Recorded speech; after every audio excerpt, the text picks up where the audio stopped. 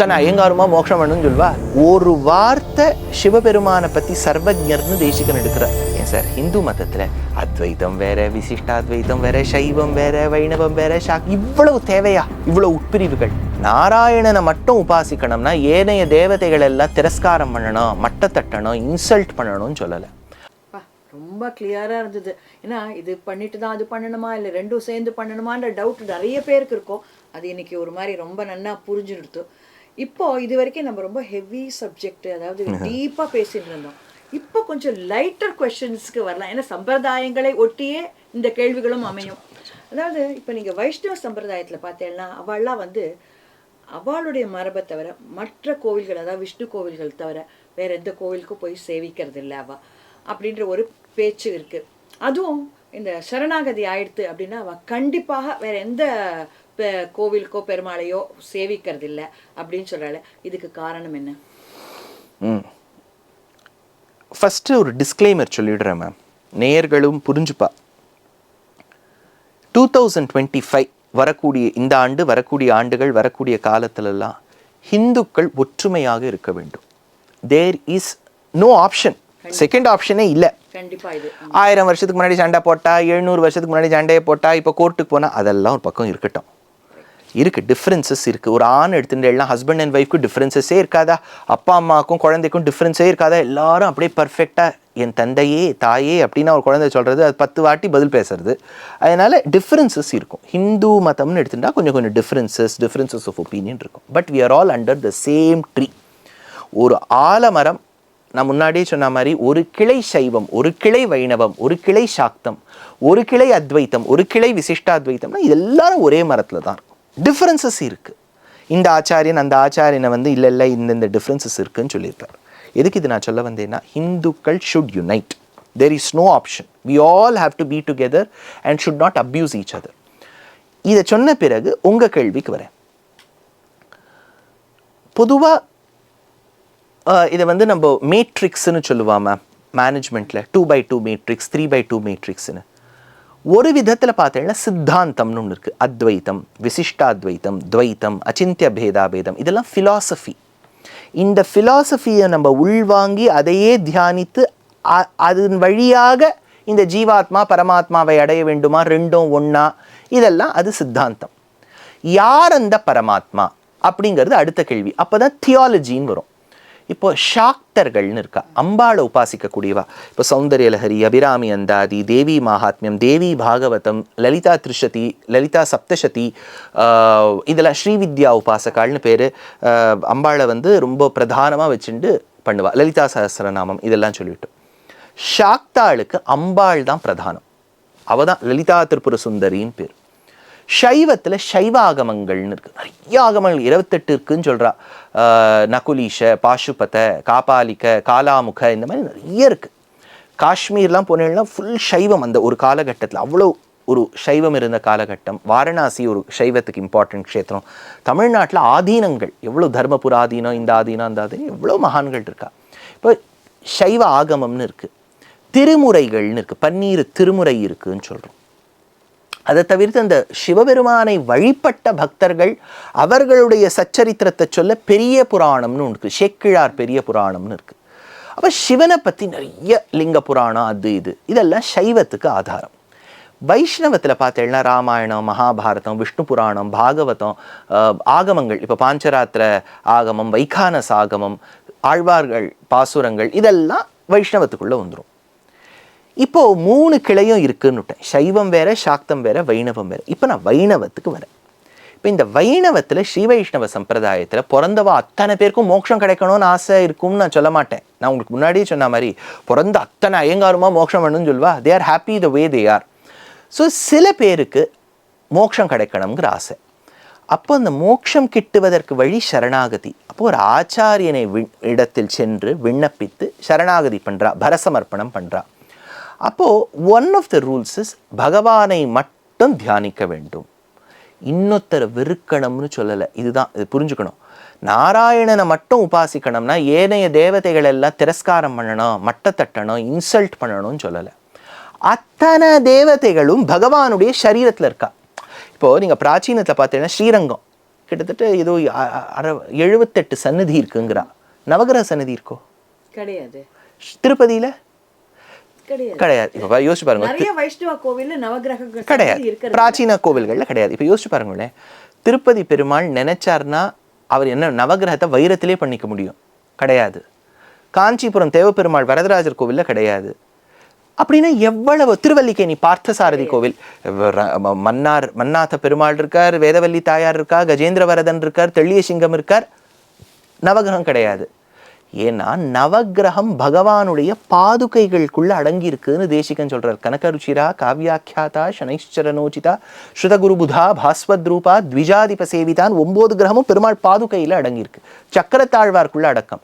அப்படின்னா நம்ம என்னென்ன தேவதைகள் சனாதன தர்மத்துல இருக்கான்னு சொல்றோமோ, சிவபெருமான், அம்பாள், முருகன், கணபதி, நவகிரகங்கள் எல்லாமே பகவான் சரீரத்துக்குள்ள அடக்கம் அப்படிங்கிறது நம்பிக்கை. அதனால தான் ஸ்ரீ வைஷ்ணவ சம்பிரதாயத்துல மோக்ஷத்துல ஆசை பெற வேண்டும், முமுக்ஷுவா இருக்கணுங்கிற ஆசையில இருக்கக்கூடியவா யாரெல்லாம் ஆச்சாரியன் கிட்ட விண்ணப்பம் பண்ணி சரணாகதி பண்றாளோ அவளுக்கு ஒரு ரூல், பெருமாளுக்குள்ளேயே எல்லாரையும் பார், பெருமாள் ஒருவனையே உபேயமா பார். அதனால பரண்யாசம் பண்ண ஸ்ரீ வைஷ்ணவர்கள் ஏனைய ஆலயங்களுக்கு செல்வதில்லையே ஒழிய சிவபெருமான் மேல வெறுப்போ அம்பாள் மேல ஒரு ஹேட்ரெட்டோ எதுவுமே கிடையாது. அப்படி இருக்கக்கூடாது. அப்படி இருந்துடுத்துனாலும் இருக்கக்கூடாதுங்கிறனா. Hatred can never be a part of Sanatana Dharma. இந்த ஹேட்ரெட்டே இருக்கக்கூடாது. நம்ம என்ன சொல்றோம், கிறிஸ்டினா முஸ்லிமா இருக்கக்கூடியவாளுக்கும் பகவத் அனுகிரகத்தால நல்லது கிடைக்கணும்னு நினைக்கிறோம். லோகா சமஸ்தான் தான் சொல்றோமே ஒழிய வெஸ்மாம்பலத்தில் இருக்கவா மட்டும் நன்னா இருக்கணும், ஸ்ரீநகர் காலனியில் இருக்கவா மட்டும் நன்னா இருக்கணும்னு சொல்றது இல்லை. எங்க இருந்தாலும் எல்லாரும் சௌக்கியமா இருக்கட்டும், அவ ஹிந்துக்களா தான் இருக்கணுங்கிறது இல்லைங்கிறோம். அந்த அளவுக்கு ஒரு மேக்னானிமிட்டியோட இருக்கும், எல்லாரும் நன்னா இருக்கணும்னு நினைக்கிறோம். ஸ்ரீ வைஷ்ணவர்கள்ல சரணாகதி பண்ணவா பெருமாளை மட்டும் சேவிக்கிறதுக்கு காரணம் அத்தனை தேவதைகளும் இவருக்குள்ள அடக்கம். பொதுவாக நீங்க கேள்விப்பட்டிருக்கலாம் மேம், இந்த காமதேனு போட்டோ பார்த்தீங்கன்னா அத்தனை தேவதைகளும் அடங்கியிருப்பா. என்னன்னா நீ பசுவை தியானம் பண்ணியானா அத்தனை தெய்வத்தையும் தியானம் பண்ணா மாதிரி, அந்த மாதிரி தான் அத்தனை தேவதைகளும் பெருமாளுக்குள்ள அடங்கியிருக்கா. அந்த பெருமாளை நாம் பிரார்த்திக்கிறோம். அதனால ஸ்ரீ வைஷ்ணவர்கள் பெருமாளை மட்டும் தியானிப்பது தப்பில்லை. ஒன்னே ஒரு கரெக்ஷன், யாரையும் கொடிய வார்த்தை பேசக்கூடாது, இன்னொரு தேவதையை பத்தி திரஸ்காரம் பண்ணக்கூடாது. ஞாபகம் வச்சுங்க, வைஷ்ணவானாம் அகம் சம்புங்கிறார் கண்ணன், வைணவர்களில் நான் சம்பு சிவன் அப்படிங்கிறார். ஒரு வார்த்தை சிவபெருமானை பத்தி சர்வஜர்னு தேசிகன் எடுக்கிறார். ரகசியத்திரய சாரத்தை சர்வஜரான ஈஸ்வரன், சர்வஜர், எல்லாம் தெரிஞ்சவர், தாக்ஷண்யரம்யா கிரிஷஸ்ய மூர்த்திகின்னு தேசிகன் ஹயக்ரீவ ஸ்தோத்திரத்தில் எடுக்கிறார். அர்த்தநாரீஸ்வர கோலத்தை பற்றி அந்த பாதுகையை பார்த்தோன்னு ஞாபகம் வருதுன்னு பாதுகா சஹஸ்ரத்தை எடுக்கிறார். சிவன் மேலே அவ்வளவு, அதாவது ஹம்ச சந்தேஷத்தில் அந்த அன்னப்பறவை பறந்து போகும்போது சொல்கிறார் தேசிகன், அன்னமே நீ காஞ்சிபுரத்து மேலே பறந்து போயிட்டு இருக்க, குழுகுழுன்னு காத்தடிக்கும். அப்போ அன்னம் கேட்டது, எங்கேருந்து குழுகுழுன்னு காற்று வரும்? ஏன்னா அங்கே ஏகாமரேஸ்வரராக சிவன் இருக்கார், அவர் தலையில் கொஞ்சம் பனி இருக்கும், காத்தடிச்சு தானே கூல் ஏர் ஏசி மாதிரி உனக்கு வரும். அது பந்துஜீவ புஷ்பத்தோட மகரந்த பொடிகள் வரும், அதில் அம்பாளுடைய காலை தன் சிரசில் ராத்திரி பூரா வச்சுட்டு இருப்பார் சிவன். அவ்வளவு ஒரு அபிமானம், ரொம்ப அபிமானம். நம்ம பெரியவாளுக்கெல்லாம் எல்லா தேவதைகள் மேலும் அபிமானம். ஆனால் பெருமாள் தான் உபேயம். அப்போ எல்லா தேவதைகளும் பகவானுக்குள்ள அடக்கம். தனித்தனியாக நீ ஒரு கோவிலுக்கா போகணுங்கிறது இல்லை எல்லா தேவதைக்குள்ளேயும் நாராயணனா பார்க்கலாமான்னு கேட்டால் அந்த அளவுக்கு உனக்கு இன்னும் பக்குவம் வரலை. ஆனால் இதில் ஒரு ப்ராக்டிக்கல் ப்ராப்ளமும் இருக்குது மேம். ஒரு 100 வருஷத்துக்கு முன்னாடி நம்ம பெரியவாள்லாம் அக்ரஹாரத்தில் இருந்தால் ஏதோ அந்த கோவிலுக்கு போவா வருவா, ஆற்ற அனுஷ்டானம் பண்ணுவா, சேவிப்பா. இப்போ நிறைய குழந்தை, இப்போ ஒவ்வொரு பார்க்குறவாளுடைய அத்தனை ஃபேமிலியிலையும் பிள்ளையோ பொண்ணோ அண்ணாவோ தம்பியோ அக்காவோ தங்கை யாராவது ஒருத்தர் ஃபாரினில் இருப்பா. இப்போ ஃபாரினில் பொண்ணுன்னா ஒரு கோவில்னா 50 சன்னதி இருக்கும். இப்போ அங்கே பெருமாளும் இருப்பார், சிவனும் இருப்பார், முருகப்பெருமானும் இருப்பார். எப்படி உபாசிக்கிறது? அப்புறம் ஒரு கோஷ்டியாக இருக்கான்னு வச்சுங்கோ. இந்த வாரம் அம்பாளுக்கு லலிதா சஹஸ்ரநாமம் சேவிக்கிறா, அடுத்த வாரம் விஷ்ணு சஹஸ்ரநாமம் சேவிக்கிறா. நிறைய பேர் என்ன கேட்பானா, sir how do we manage this situation? யாரையும் ஹர்ட்டும் பண்ணக்கூடாது, அதே சமயத்தில் ஸ்வதர்மத்தையும் விடக்கூடாது.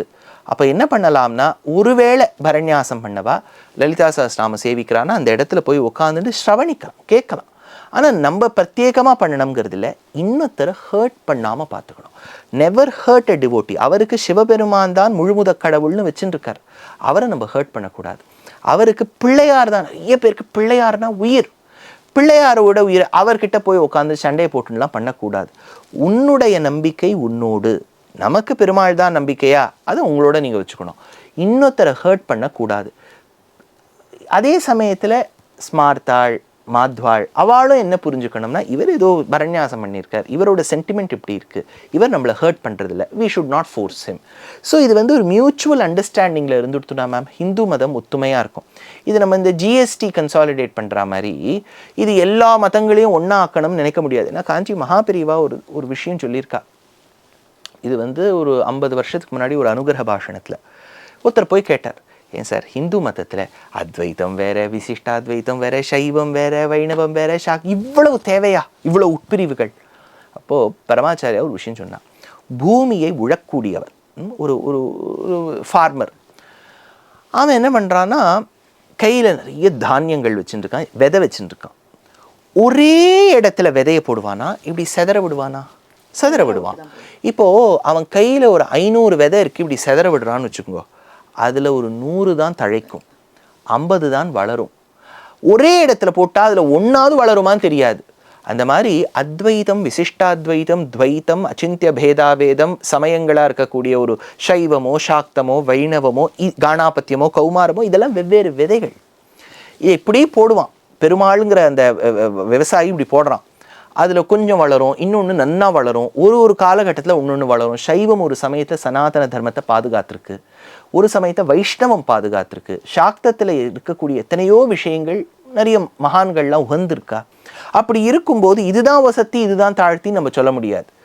எல்லாத்தையும் ஒரே இடத்துலையும் போட்டுற முடியாது. இப்போ கன்சாலிடேட் பண்ணி நம்ம எல்லாரும் இணைஞ்சு நம்ம ஒரே மதமாக உருவாக்கலாம்னு சொல்ல முடியாது. அந்தந்த வழி அவரவர்களுக்கு எந்த வழியில் வந்திருக்காளோ வாங்கோ, இன்னொரு டிவோட்டியை ஹர்ட் பண்ணாமல் பார்த்துக்கோங்க. எவ்வளோ சிம்பிள். இதை நீங்கள் வந்து எல்லா உபன்யாசத்துலையும் சொல்லி நான் கேட்டிருக்கேன். அது என்னை ரொம்ப ஹார்ட் டச் பண்ணியிருக்கு. யாரையும் ஹர்ட் பண்ணாமல் இருக்கோ அப்படின்னு நீங்கள் சொல்கிறது ரொம்ப ஹார்ட் டச்சிங்காக இருக்குது. அது எல்லாரும் அது புரிஞ்சுக்கணும்னு நான் பெருமாளை பிரார்த்திக்கிறேன். நிச்சயமாக மேம். இதில் ஒரு சின்ன பாயிண்ட் என்னென்னா, அடுத்த வரக்கூடிய தலைமுறையினருக்கு நம்ம சனாதன தர்மத்தில் இருக்கக்கூடிய நல்ல விஷயங்கள், பகவான் மேலே ஒரு பக்தி, அதுதான் மூட்டணுமே ஒழிய ரொம்ப பரஸ்பர விரோதம், அந்த ஹேட்ரெட், இந்த ஆச்சாரியனை தாழ்த்துறது அந்த ஆச்சாரியனை தாழ்த்துறது, இந்த தேவதையை மட்டமாக பேசுறது, பெருமாளை மட்டமாக பேசுறது, சிவனை மட்டமாக பேசுறது, இந்த எண்ணங்களை நம்ம புகுத்திட்டோன்னு வச்சுங்கோ, அவர் society will become a hate filled society. ஆன வரைக்கும் நம்மளால் எவ்வளவு ஒரு ஒத்துமையை பண்ண முடியுமோ அதை பண்ணிட்டோன்னா, one day you will be gone, your jivatma will go, one day my jivatma will go. Even if we go, when we look back, the society should be filled with love. ஒத்தருக்கொத்தர் மரியாதை இருக்கணும், வெறுப்பு இருக்கக்கூடாது. இதில் இன்னும் ஒரு கேள்வி, அந்த heavy டாபிக்லேயே ஒன்றும் கேட்கணுன்ட்டு. இப்போ ராமானுஜ சம்பிரதாயம் இருந்தாலே மோட்சம் நிச்சயம் அப்படின்னு சொல்கிறோம் இல்லையா? அப்போ குருமார்கள் மூலமாக போகிறதுக்கு எப்படி அது? சரி, இப்போது இதில் வந்து ஒரு 2 விஷயம் மேம். இது அடியனுடைய கருத்து, இதில் தப்பு இருக்கலாம், நேயர்கள் பக்தர்கள்லாம் சுட்டி கமெண்ட் செக்ஷனில் கூட காமிக்கலாம். மோக்ஷங்கிறது இஸ் த சோல் டிஸ்கிரீஷன் ஆஃப் பரமாத்மா. பெருமாள் பிராட்டிக்கு இருக்கக்கூடிய ஒரு தனி அவா கண்ட்ரோலில் இருக்கக்கூடிய ஒரு விஷயம். இப்போ நீங்கள் எனக்கு மோட்சம் கொடுக்க முடியாது, ஏன்னா நீங்களே மோட்சத்துக்காக காத்துருக்கள். அதுதான் தேசிகன் எடுத்தார், ஒரு ஜீவன் மற்றொரு ஜீவனுக்கு தஞ்சன் அல்ல. நானே வழி இல்லாமல் உட்காந்துருக்கேன், நான் என்ன இன்னொருத்தருக்கு கொடுக்குறது? அப்போ பெருமாள் பிராட்டி தான் கொடுப்பா. ஆனால் இப்போ even if the issuing authorities Perumal பிராட்டி, அவள் என்ன பண்ணுவான்னா, நம் பக்தர்களில் சில பேர் இருக்கா, குருமார்கள்னு இருக்கா, அவள் மூலமாக வந்தோன்னா, ஷிபாரிசுன்னு பேர் இல்லையா, இப்போல்லாம் ரெக்கமெண்டேஷன் இருக்கு இல்லையா, அதனால் சிபாரிசு மூலமாக வந்தோன்னா, ஒரு ஆச்சாரிய முக்கியம் வந்தோன்னா, அப்போன்னா அவனுக்கு வினயம் இருக்குதுன்னு அர்த்தம். அப்போ இன்னொருத்தர்கிட்ட போய் நீ ப்ளீஸ் கொடுன்னு கேட்குற வினயம், ஹியூமிலிட்டி, அதுக்காக நான் அவனுக்கு கொடுப்பேன். மறுபடியும் ஞாபகம் வச்சுக்கணும், பெருமாள் பிராட்டி தான் மோட்சம் கொடுக்குறாளே ஒழிய வேற இன்னொரு ஜீவாத்மாவால் கொடுக்க முடியாது. ஆனால் ஒரு ஆச்சாரியர் முக்கியன்னு போகணும். 1. 2வது, ராமானுஜ சம்பிரதாயத்தில் பிறந்தால்தான் மோட்சமான்னு கேட்டால் அடியேனுடைய அபிப்பிராயத்தில் அப்படி இல்லை. யாருக்கு வேணாலும் மோட்சம் கிடைக்கலாம். இட் இஸ் நத்திங் லைக் ஒரு ஐயங்காராக பிறக்கணும், ஸ்ரீ வைஷ்ணவனாக பிறக்கணும், ராமானுஜ சம்பந்தம் இருந்தால் கட்டாயம் மோட்சம், இல்லாட்டா கிடையாது. இது தப்பு. இல்ல அதுலதான் எனக்கு ஒரு இப்ப ராமானுஜ சம்பந்தம் இருந்தாக்க கண்டிப்பா மோட்சம் அப்படின்னு சொல்றச்சே, அப்ப குரு மூலமா நம்ம போறவாளுக்கெல்லாம் என்ன அது ஒரு அதுவும் வந்து மேம் இப்போ ஆளவந்தார் நாதமுனிகள், ஆளவந்தார், ராமானுஜர், பின்னாடி வந்து அம்மாள், பிள்ளான், தேசிகன், அப்புறம் வந்து இப்போ இருக்கக்கூடிய மட்டங்கள், இங்கே இருக்கக்கூடிய எங்கள் பிரிவாள்லாம் வந்து அப்படின்னு ஒத்துக்கலை. அதாவது வந்து ராமானுஜரே எல்லாம் பண்ணிட்டு போயிட்டார்னா இதில் என்னென்ன, ராமானுஜரே சரணாகதி பண்ணிட்டு போயிட்டார், நீ எல்லாம் ஒன்றுமே பண்ண வேண்டாம், திருமுடி சம்பந்தம் திருவடி சம்பந்தம் அப்படின்னா நீ ஒன்றுமே பண்ண வேண்டாம். இப்போ கரண்ட் ஆச்சாரியன் என்ன பண்ணுவார், சும்மா உட்காந்துட்டு இருக்கணுமா? ஸோ அஸ்மதாச்சாரிய பரியந்தாம், அதாவது இப்போ இருக்கக்கூடிய ஆச்சாரியன் வரை அவளுக்கு அந்த சக்தி உண்டு. சக்தினா என்ன, பெருமாள் கிட்ட சிபாரிசு பண்ண ஞாபகம் வச்சுக்கணும். மறுபடியும் ஆச்சாரியன் மோட்சம் கொடுக்க மாட்டார், பெருமாள் தான் மோட்சம் கொடுக்கணும். ஆனால் ஆச்சாரியன் சொன்னால் கொடுப்பார். அப்படின்னா இந்த ஆச்சாரியனுக்கு பெருமை என்ன, அதனால்தான் பொதுவாக தேசிக சம்பிரதாயத்தில் இது வந்து ஒரு தென்னாச்சாரிய சம்பிரதாயத்தில் இருக்கக்கூடியவாளை கேட்டேன்னா அவளுடைய கருத்து வேற மாதிரி இருக்கும். We should respect that also. இது என்னோட ஒப்பீனியன். ஒருத்தரோட இன்டர்பிரிட்டேஷன் ஒரு மாதிரி இருக்கும். நான் அதை தப்பு சொல்ல மாட்டேன். எனக்கு எங்கள் பெரியவா கற்றுக் கொடுத்தது அஸ்மதாச்சாரிய பரியந்தான். பெருமாள் பிராட்டி தொடங்கி விஸ்வக்சேனர், நம்மாழ்வார், அப்படி வந்து ஒரு பரம்பரையில் இப்போ இருக்கக்கூடிய ஆச்சாரியனுக்கும் அவ்வளோ பெருமை இருக்குது. மேபி இப்போ இருக்கக்கூடிய ஆச்சாரியன் தேசிகன் அளவுக்கு கிரந்தம் சாதிச்சிருக்க மாட்டார், ராமானுஜருக்கு அளவுக்கு வந்து ஒரு பெரிய அந்த பாப்புலாரிட்டி இருந்திருக்காது. பட் திஸ் ஆச்சாரியன் also has a same power. இவர் மூலமா நம்ம பெருமாள் அதாவது இன்னமுத தேசிகன் எடுக்கிறார், எம்பெருமான் திருவடியை அடைகின்றேனே. அதாவது நான் எம்பெருமான் திருவடியை அடைகின்றேன் அப்படின்னா எப்படின்னா இந்த ஆச்சாரியன் மூலமாக இப்போ தொடங்கி இருக்கக்கூடிய ஆச்சாரியன். அப்போ அந்த ஆச்சாரியனுக்கு என்ன பெருமைன்னா இந்த பரம்பரை, அதுவும் நான் சொல்கிறேன் தேசிக சம்பிரதாயத்தில் இந்த ஆச்சாரியனோட பரம்பரை நின்றுடுத்துன்னு நம்ம சொல்கிறது இல்லை. இப்போ இருக்கக்கூடிய ஆச்சாரியன் வரை அந்த சங்கிலி தொடர் சங்கிலி தான். தென்னாச்சாரிய சம்பிரதாயத்தில் ஒரு நம்பிக்கை இருக்குது, மணவாள மாமுனிகள் வரைக்கும் அது ஒரு மகதி குரு பங்கின்னு அது ஒரு ஒரு ஒரு மாலையாக இருக்குன்னு. அதுதான் மறுபடியும் இது வந்து அடியனுக்கு ரொம்ப I do not want to get into anything which hurts any sect. That is wrong on my side. தேசிக சம்பிரதாயத்தில் நம்பிக்கை என்னன்னா அஸ்மதாச்சாரிய பரியந்தாம், இப்போ இருக்கக்கூடிய ஆச்சாரியன் வரை. இவர்கிட்ட நம்ம மோட்சம் வேணும்னா இவர்கிட்ட விண்ணப்பிச்சாகணும். ராமானுஜர் பண்ணிட்டு போயிட்டார்னா அது ஒரு அபிமானத்தால். அதாவது என்ன சொல்வானா, நீ ராமானுஜ வழியில் வந்திருக்க, அதுக்காகவாவது இப்போ ஒரு ஆச்சாரியன் கிட்ட போன்னு சொல்லணுமே ஒழிய ராமானுஜரே எல்லாருக்கும் பண்ணிட்டு போயிட்டார், அவரே எல்லாம் சரணாகதி பண்ணிட்டு போயிட்டார் அப்படின்னா நம்ம சாப்பிடவே வேண்டாம், அவரும் சாப்பிட்டுட்டு போயிட்டார். சந்தியாவந்தனம் பண்ண வேண்டாம், அவர் சந்தியாவந்தனம் பண்ணிட்டு போயிட்டார். நம்ம நித்திய கர்மா நாம் செய்ய வேண்டும், சாப்பாடுக்கு உழைக்கணும், எல்லாம் நம்ம பண்ணி ஆகணும். மோட்சத்துக்கும் நம்ம உழைப்பு இருக்கணும். We have to work. எதுவுமே மேம் ஹார்ட் ஒர்க் இல்லாமல் வரவே வராது. முயற்சி திருவினையாக்கும். ஒரு எக்ஸாமில் பாஸ் பண்ணணும்னாலும் படிக்கணும், மோட்சம் அடையணும்னாலும் ஒரு ஆச்சாரியன் கிட்ட போய் விண்ணப்பிக்கணும். எதுவுமே எஃபர்ட்டுன்னு ஒன்று இருந்தால்தான் லைஃப்பில். ராமர் உட்கார்ந்துட்டபடியே சீத்தை அடைஞ்சுள்ள, குரங்குகளோடு தோழமை கொண்டார், ஒரு சேத்து கட்டினார், சண்டை போட்டார், மீட்டெடுத்தார். கிருஷ்ணரும் அப்படிதான். தர்மக்ஷேத்திரே குருக்ஷேத்திரேன்னு எதுக்கு உட்காந்து பகவத்கீதை உபதேசம் பண்ணணும், இதுக்கு சண்டை போட வைக்கணும்? கர்மா, நம்ம கர்மாங்கிறது நம்மளை விட்டு போகவே போகாது.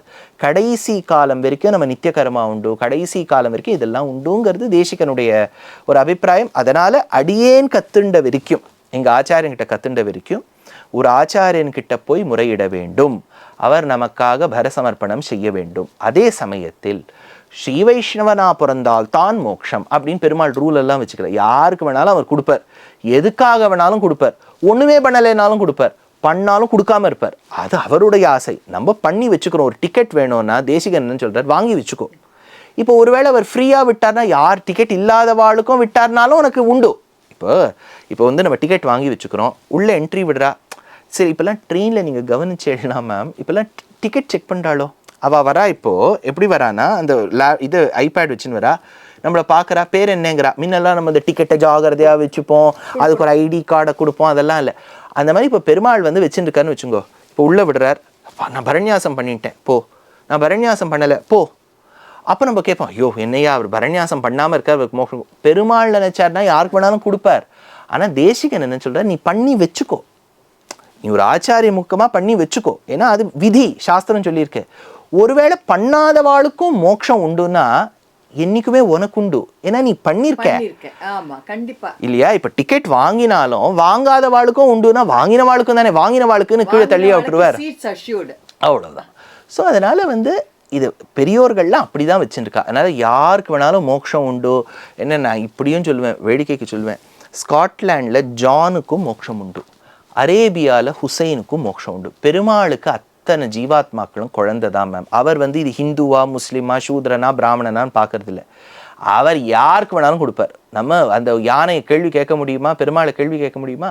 நம்ம ரொம்ப குட்டி, we are all small in this creation. என்ன ஒரு 5 அடி 6 அடி உட்காந்து இந்த பூமி ஆட்டி படைக்கணும்னு நினைக்கிறோம்.